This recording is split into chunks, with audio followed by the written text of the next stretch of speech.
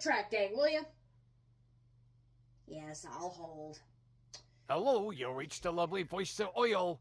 Oh, Earl, I thought you and Leroy were taking care of all those weeds on the tracks. Oh, come on, boss, it ain't that bad. Oh, they're not that bad, eh? You have no idea how many phone calls I've been getting from that particular section of track because people think that our engine's derailed.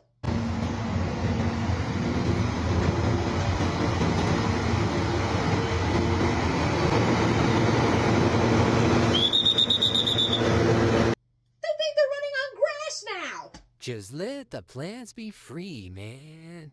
Leroy, I understand you want things to be free. But if things get any greener, I'm gonna have to charge tickets for a jungle expedition.